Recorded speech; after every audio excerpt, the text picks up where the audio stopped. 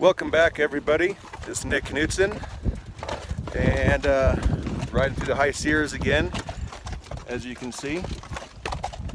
And today we got a brother in Christ that's with us, Art Holmes, and we're going to go ahead and take this opportunity to talk about the Lord a little bit, and kind of show show people what the Lord's doing with us and what the Lord's doing with them.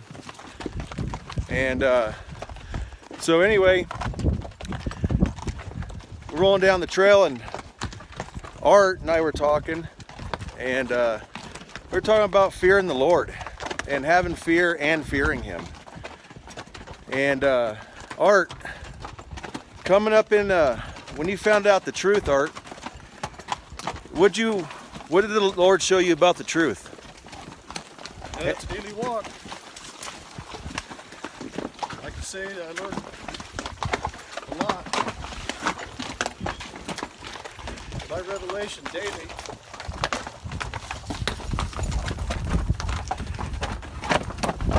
Yeah, there's a big difference between how a lot of people say they fear the Lord and how you fear the Lord. And a lot of people are trying to figure out, well, they're scared of the Lord, and they're scared the Lord's going to send them to hell. Biblically, that's false. Being come up in the truth, we have been taught that fearing the Lord means following the Lord. Not being afraid of what the Lord's going to do to you, but being blessed what He's going to do to you. And so with your walk, Art, what's your experience on that? You know, it's an interesting effect, something that I think about daily. You know, my idea and my understanding biblically of fearing of the Lord is not a wrathful Lord. You know, He's a very loving God. And fear is not intended to be crippling to men, but to inspire to act and respond when necessary without fear, knowing that I'm in His will and that He's got my back and He won't put me in any situation that He won't pull me through. It's not upon my own will or my own strength. So for me,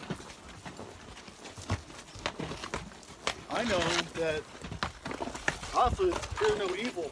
Make no mistake about it. You know, if a man came at me with a knife or a gun or some other weapon, I'm going to react or respond accordingly because I know my Lord's always there. So I feel as though if a man is going to stand in his tracks, stricken with fear, he's taken away from what he says he has faith in from the Almighty. And in itself, I think that's self-defeating. Yeah, so fearing the Lord is a lot different than a lot of people are talking about. And when you have peace with the Lord, our Lord Jesus Christ, you have nothing to fear in this world, that He does everything above, under, through. Everything is the Lord. Also too, Art, when we come into the truth, when we came into the truth, how did it affect you? And you and I have talked a lot about this, and I already know, but let's give the listeners something to hear. And you coming in the truth versus the golden image of Christianity. And both of you and I, you know, we came up in the church of men. When we were brought through that and into the Lord, how did that change your life? And what has the Lord done for you? Well, He definitely cut me out of the flock. I'm not walking with men, I'm walking with my Lord and Savior, knowing that I'm justified and righteous now as I stand.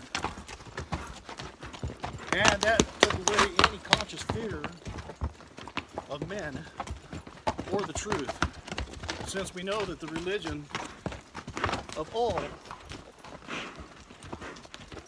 makes you want to fear a wrathful Lord, but knowing that my Father is a kind and gentle Father who gives and takes away as he sees fit under his own understanding, I know that he's got my best interests at heart. And I trust in that. Yeah, that's definitely the same thing that I've seen. You know, and it's funny how we went, you know, we did our walk through church, and our whole walk through church, you know, built by hands of men,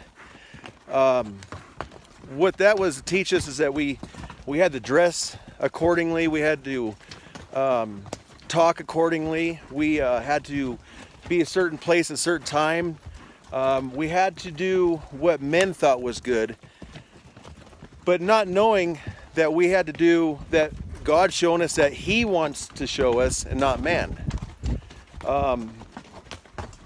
So I guess the whole point, you know, talking about this is when you put your trust into man, you're saved by man, your image of man about being what you have to look like, do, say, and then you start looking at others and you start judging them in man's wrath. And so anyway, yeah, there's a lot of that, and so we just try to, you know, what the Lord's showing us right now is we're coming up into his word, not man's.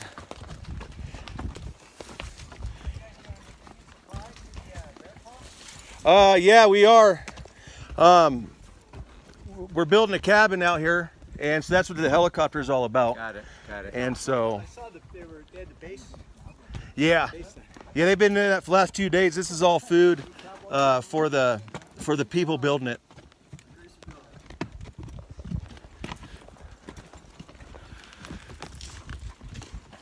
All right, folks, we ran into some other people on the trail.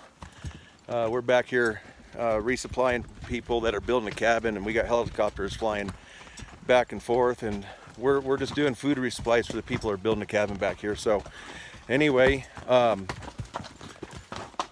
we're gonna get back into the Lord a little bit more, and we're gonna keep talking about our walk with him, and so basing off of what we're talking about is, you know, how man saves you, but God, you know, God already saved you. He did that from the beginning. A lot of people say, well, you know, there is nobody righteous. Well, yeah, not through man's eyes. There is nobody's righteous. But through God's eyes, when you understand his truth, you are righteous and you are perfect in his eyes. And so a lot of people get that mixed up biblically, as far as how, you know, you're still a sinner, you're still unrighteous. Well, the thing about the Bible is God had people write the Bible that were righteous, but what he had to do is they were sinners, and he brought them out of man's religion and brought man into his. That was man, women, everybody. So that's the reason why you have all the books in the Bible that were written by righteous men that God made righteous, not church. And I think that's the difference when you start reading into the, you know, biblical scriptures. You'll understand they're actually talking about the self-righteous. They're talking about people that are trying to be gods and be the number one Lord, and you can't. And in your walk, and as we're coming, we're going to go through some bluffs right here, and this is a pretty cool little scene. So we're going to keep talking about this all the way through. So you guys enjoy. So Art, coming through the truth and about man's church, what has he shown you as far as, you know, trusting in him and fearing in him and not man? Well, he showed me, for one, not to trust in the image that religion produces, which is the idea of us and perfection, which we can never attain. There was one that was righteous, there was one that was perfect. And then he died, and his propitiation through the blood of Christ paid for all. And it's interesting you said that earlier about the faith and knowledge of Christ dying on the cross, because, and interestingly enough, the Old Testament, they had to have faith that it will be done. In the New Testament, in which we're still living today, it's faith knowing that he did die on the cross for our sins. So I suppose the biggest lesson for me is throwing away the old self and forgetting what men tell me to believe and trust in, and trusting his word verbatim as it's written in the scripture. And that no man is above any other man to tell me otherwise. And I think that's critical, because today men are living in fear because they're told what they need to do, they're told how to act. Well, that's the funny part about that, as I see it. They're just putting on a show. Go into the world and live your life without fear, and know that you're righteous, and to trust in him and trust in what he did. Yeah, you know, Art, I'm glad you said that, because that's one accord. And Art and I have some brothers out there. We got Jansen and Josh Packard, myself, and Art Holmes. And we want to give a shout out to those guys, because these guys are throwing out the same videos and showing people who the real Lord is. One thing that a lot of people don't understand is the Lord has saved, and he has covered man twice. One was Adam and Eve, and the other one is at the cross.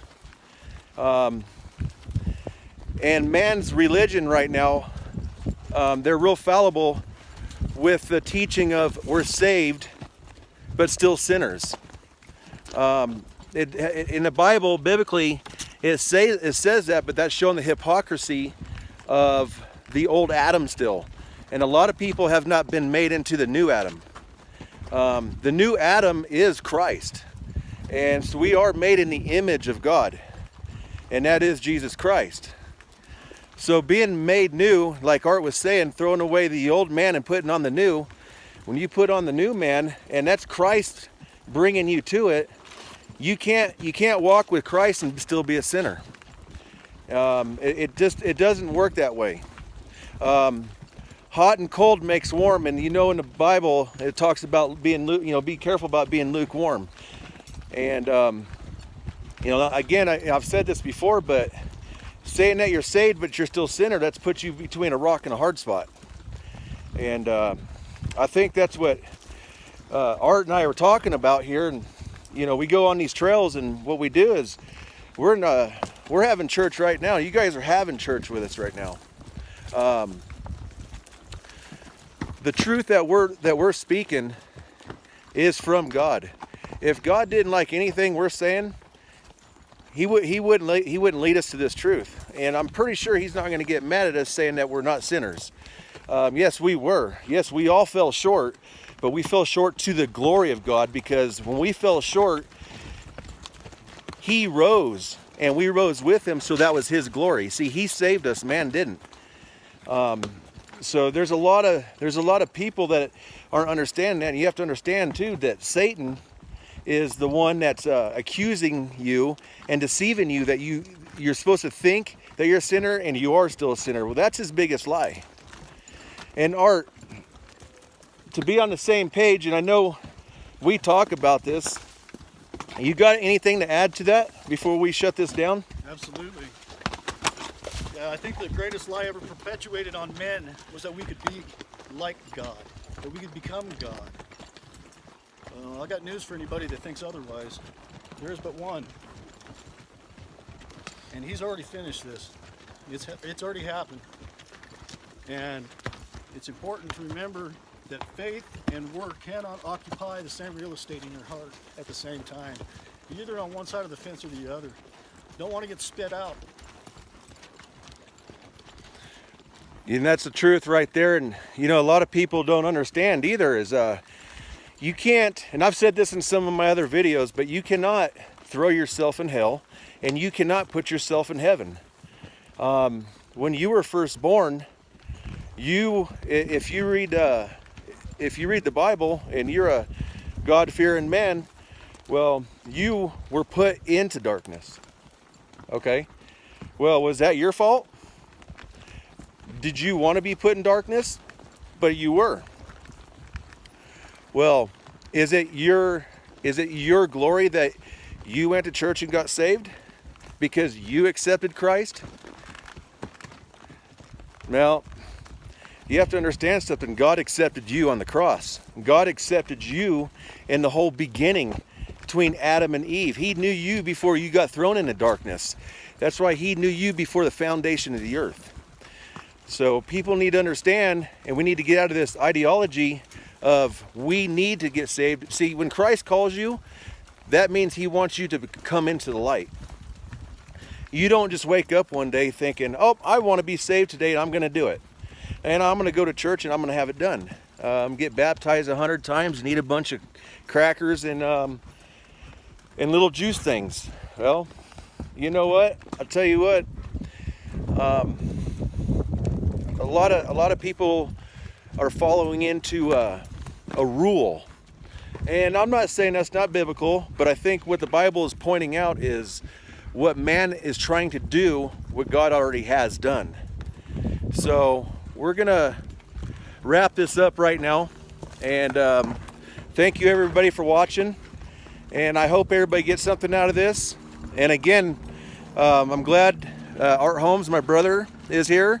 And Art, thanks again. God bless y'all.